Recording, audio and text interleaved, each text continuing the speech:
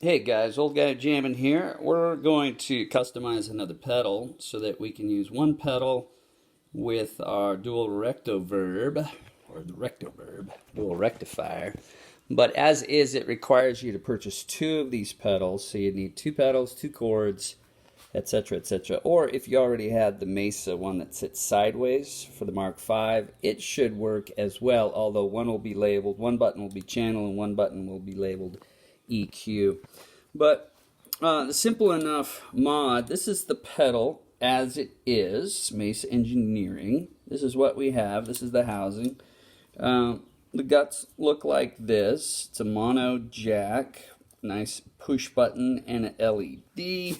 The pedal is actually one that is usually used for a two-button foot switch sitting sideways. You can see the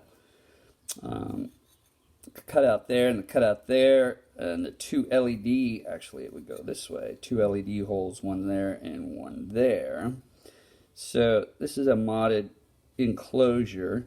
I don't know why they didn't just make it a two button deal, except for that this was first the mini rec and then they created the Rectoverb and added reverb to the mini rec, because otherwise it is the same amp. And so instead of messing with this switch to make it handle two things, they just, you got one foot switch jack here and then the reverb switch is on the back. The other way you could mod this is by making this a stereo jack and running some wires internally to the connections for the reverb jack in the back. But I don't want to do a mod like that, permanent mod to the cab. I'd like to leave it as is and just work with our pedal. So easy enough. What we're going to do is use a standard stereo cord. That'll give us 3 conductors, so we'll have our common ring right here, and then we'll use a tip for one, and we'll use this second conductive area for the other function. So real easy. We need another foot switch. You can get a pack of 6 of these or so for $8 from Amazon, pretty highly rated. Normally open foot switch. You don't want a momentary one, it has to be latching, and you'll need a stereo jack. So I'm going to put the stereo jack in the enclosure.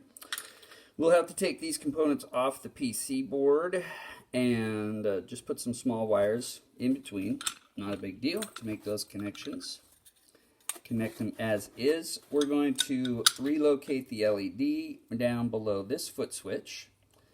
Be easy. And then we're going to drill out this hole larger for the second foot switch, so my foot can go all the way down on both if I want to turn the reverb on and off when I change channels, or I can reach over and do either button individually. Alright, so we're going to put a stereo jack in here, stereo cord, and then up here we're going to splice into this cord, keep our grounds together so that we continue that circuit over here to the other plug.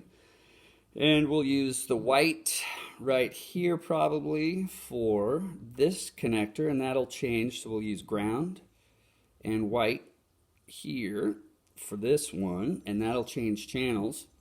And then we'll cut this other white off, we won't need it. We'll connect the little black to this other little black, but we won't have either one of those connected here. This will just be white and ground. This black though we need to continue so we can use it over here. So we'll connect that, solder it, put shrink wrap on it, shove it back up inside. Got some shrink tube also to make a nice connection on our, had some shrink tube, oh it's right up here. Nice big shrink tube so that I can make a good connection here. But this will basically just be, we'll plug this jack into the front here, and then the wire will continue around to this jack. I got to switch this to a mono. But then this will just plug into the back, and then we'll have a foot switch. We can use our standard switch that comes with this unit. We can use for just a few dollars in parts. We'll be able to use that for the Rectoverb instead of buying a separate switch. Because gosh, how many foot switches do you need lying around? You really only need one or two if you mod them up. All right, check out my Marshall Footswitch mod. Pretty cool. Be back in a sec. So a real quick update. But while I'm thinking about it, this foam packing stuff that comes with many amplifiers. Boxes are full of them. Packing boxes. It makes great work stuff. It's soft. You can put your guitars on it for a rest. You can also poke stuff in it so that it acts as a third pair of hands or a second pair of hands or a 12th pair of hands. So it's worth keeping some of this stuff around. It's pretty cool. So update, we've got this to white here, ground to that side. This is the black that's going to go on through to the tip on this other connector. Got some heat shrink on this one. So it's kind of done up. And we'll put this one together. These two wires will just tuck up inside the housing. And that will be fine. I checked the conductivity and it's all good. I'll reconfigure the switch now, take those components off the PCB and make the connections with some wire. This is, you've heard me talk about disassembling VCRs before, other stuff from thrift stores. This is like some of the stuff you can get out of a VCR. You can also get coupling caps, really nice gauge wire, all color-coded. Nice stuff for your repairs, your tweaking here at home. LEDs and LED holders and the like. All sorts of stuff in VCRs. Plus the coupling capacitors, they have to couple a lot of audio from one place to another and amplify it and do things to it. So you can get a lot of your coupling capacitors in VCRs as well. So all sorts of good stuff in there. Although we don't find VCRs much anymore. So, you know, go grab one at least. Now, I'm going to start working this pedal. It's awfully hard. I'm still thinking about how to do it. I think I'm going to go as is. Foot switch here, LED below it, and then my other foot switch up here. I checked the reverb loop, and there's not enough power in there to light an LED. So I won't worry about that. We'll have one LED for the channel switching, and then this, which is too bad. The reverb switch won't have an LED, but that's okay. It'll be pretty obvious if it's on or not. But trying to enlarge a hole when you've got another hole beside it like this is not going to be real easy. It would be really easy to just drill out this existing hole and then use a larger washer to cover this hole. But then I'm going to have a foot switch out of alignment, and that's stupid. But trying to enlarge this hole with this big empty spot beside it could end up real ugly. My drill might decide to walk at the least opportune time. So anyway, I'm ready to go ahead and do that. And then we'll put it together. We are back. Here's the pedal. Lined up great. Pretty happy with how it turned out. The little LED deal. I was able to get them both lined up nice and straight. And then a word on that. Let me share a word with you. If you got to enlarge a hole that's in the presence of another hole that's got light resistance around it, like this one that has the thin plate, you know, covering a hole, I showed you that. If you'll drill some smaller screws within the circumference of the larger circle you want to drill, that'll weaken the resistance of this area so that your bit doesn't jump or wander. And then, so I did that, and then, you know, if you don't have a taper bit, get a taper bit. They can run in reverse. They cut in both reverse and forward directions. Very incremental, really nice, lots of control. Great way to drill a hole.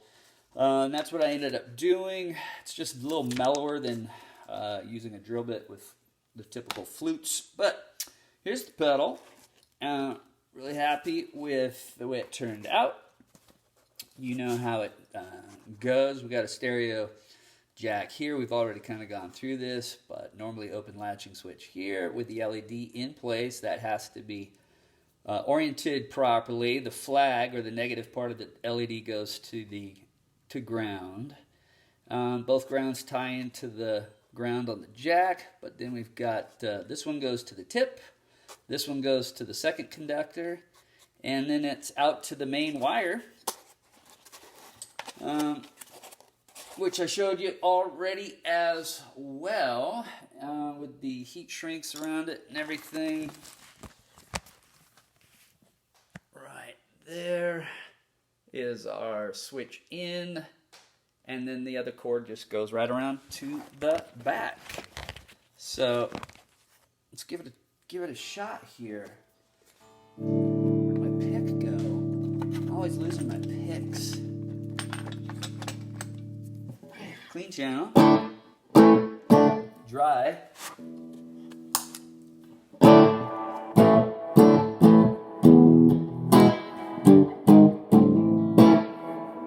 Obviously some reverb there. Dirty channel.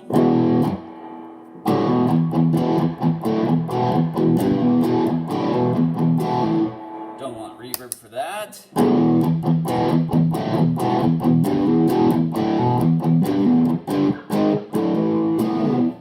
If you do want reverb,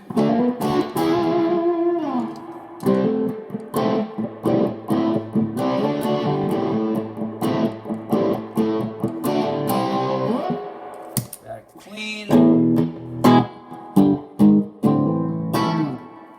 No reverb.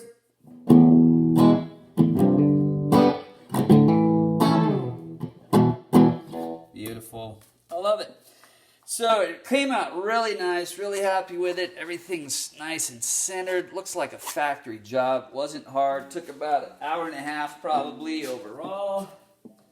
And saved me, $40 for a MESA switch, which is cool. Plus, it's fun to dink around. Now, the less fun, but really important thing to do is clean up. I know it's not fun, but I've let this go a little bit too long. But I figured out why creative people are messy, and it's because we never know what we're going to need. So we have a tendency to just leave it out so that we don't forget we have it. So we leave a lot of the knick-knack stuff out. But my second part of the day is going to be cleaning up, which is going to be awesome. I always like it when it's clean. Don't like to clean, but I love it clean. Don't like to clean my house, but I love a clean house. All right. See you guys all. Happy days. Have fun. See you next time.